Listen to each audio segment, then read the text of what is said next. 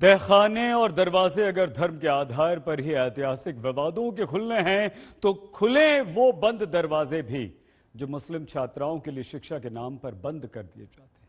केरल में एक मुस्लिम छात्रा को मंच पर बुलाकर अवार्ड देना भी मुस्लिम नेता को बर्दाश्त नहीं होता। तो क्या सारी आवाज मुस्लिम नेताओं की सिर्फ अयोध्या, काशी, मथुरा के लिए है, अपनी बच्चियों की शिक्षा की आजादी के लिए नहीं है?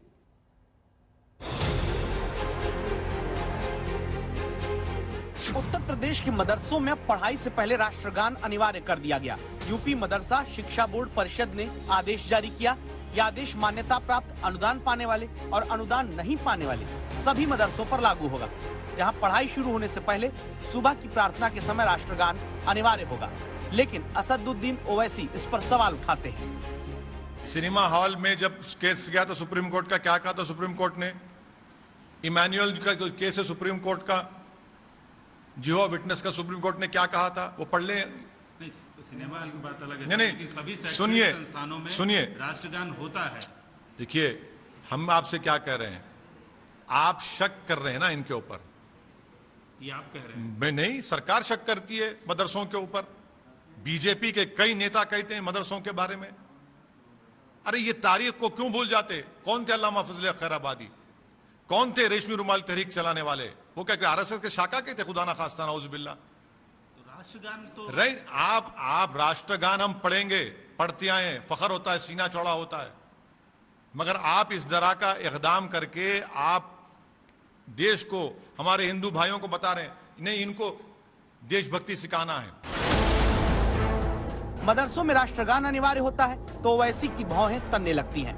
यही भुट्टियां ओवैसी की तब क्यों नहीं तनती जब केरल में मुस्लिम बच्ची का स्टेज पर आकर अवार्ड लेना भी मुस्लिम धर्मगुरु को स्वीकार नहीं होता। काशी और मथुरा में मस्जिदों के सर्वे का मामला अदालत में पहुंचता है तो असदुद्दीन ओवैसी पूछते हैं कि ये क्या हो रहा है।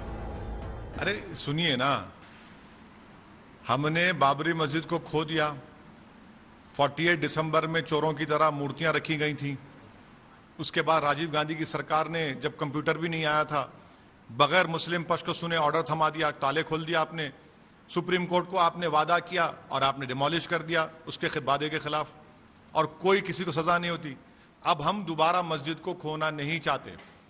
और ये जो सर्वे कमिश्नर का ऑर्डर है, ये पार्लियामेंट के 1991 एक्ट की खुली खिलाफ वर्जी कर रहा है। ये सुप्रीम कोर्ट का जो जजमेंट है जिसमें जस्टिस चंद्रचूड़ ने लिखा कि 91 का एक्ट सेकुलरिज्म बेसिक स्ट्रक्चर से ताल्लुक है। आप क्या कर रहे हैं? हिंदुस्तान की मुस्लिम बेटियां भी पूछती होंगी कि कौम की आवाज उठाने वाले क्यों चुप हो जाते हैं। ये नेता क्यों नहीं केरल की खबर पर ध्यान देते, जहां मल्लपुरम में पहले एक छात्र को सम्मान के लिए मंच पर बुलाया जाता है, किसी को इस पर कोई शिकायत नहीं, ये आम बात है। इसके बाद जब मंच पर 10वीं की मुस्लिम छात्रा अवार्ड लेने आती है तो देखिए इसी मंच पर किनारे खड़े बड़े मुस्लिम नेता एमटी अब्दुल्ला मुसलियार नाराज हो गए। जो आयोजक के पास जाकर क्या कहते हैं, इसे सुनिए।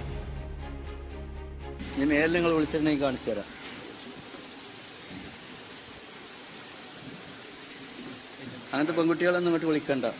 സമസ്തന്റെ ഇത് നിങ്ങൾക്ക് അറിയില്ലേ? സമസ്തന്റെ തീരുമാനം രക്ഷിതാവിനോട് വരാൻ പറയും. ഇതാ വിളിച്ചത്? അല്ലല്ല, ഞാനല്ല, ഞാൻ എന്റെ കുട്ടിനെ വരണ്ടെന്ന് പറഞ്ഞപ്പോ ഈ കുട്ടിനോട്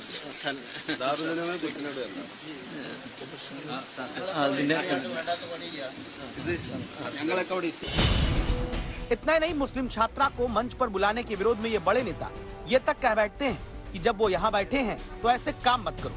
सवाल ये, क्या मुस्लिम छात्रा का मंच पर आना तक नेताओं को मंजूर नहीं है? छात्र मंच पर आकर अवार्ड ले सकते हैं तो मुस्लिम छात्रा क्यों नहीं? क्या कुछ लोगों को ये बात हजम नहीं होती कि अब देश में मुस्लिम छात्राओं और महिलाओं की शिक्षा पाने का आंकड़ा बढ़ रहा है? ध्यान दीजिए, जब स्कूलों में हिजाब पहनकर आने से रोकने का विवाद बढ़ा तो वो कौन लोग थे जो अदालत के आदेश के बावजूद हिजाब के बिना मुस्लिम छात्राओं को स्कूल कॉलेज भेजने तक से रोकने की बात करने लगे थे? This is no less than murder. Why? Because the shock which you have given to that girl, how she is going to recoup? How is she going to recover from it? She might lose interest in education. She might lose interest in pursuing whatever interest she wants to pursue. Because if she cannot come onto the stage to receive a well-deserved award, then where will she go even after receiving good education? धर्म के नाम पर ये राजनीति ही तो है जो हिजाब पहनकर स्कूल भेजने के लिए अड़कर शिक्षा लेने से रोकने तक की बात करती है, जो धर्म के नाम पर ही राजनीतिक अतिक्रमण करते हैं, अवैध कब्जे और अवैध निर्माण को तोड़ने आए बुलडोजर को रोकने लगते हैं।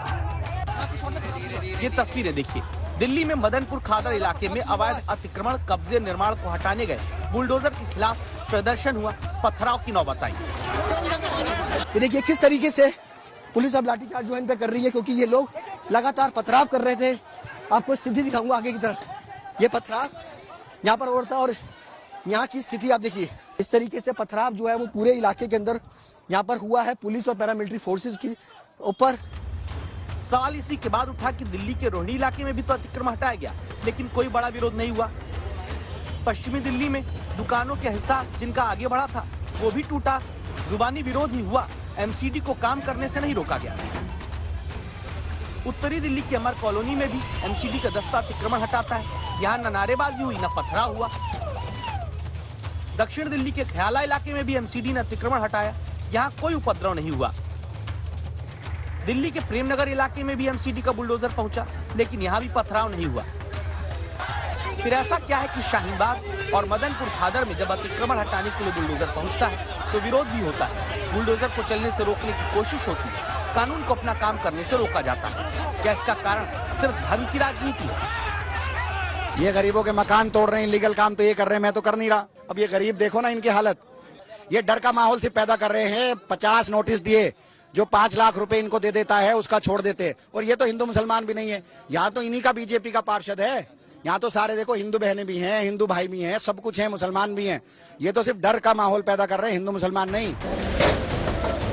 जरूरी है कि धर्म की इसी सियासी दीवार को गिराया जाए, जहाँ अपने वोट के हिसाब से विरोध को चुना जाता है, नागरिकों के अधिकार और कानून के मुताबिक नहीं।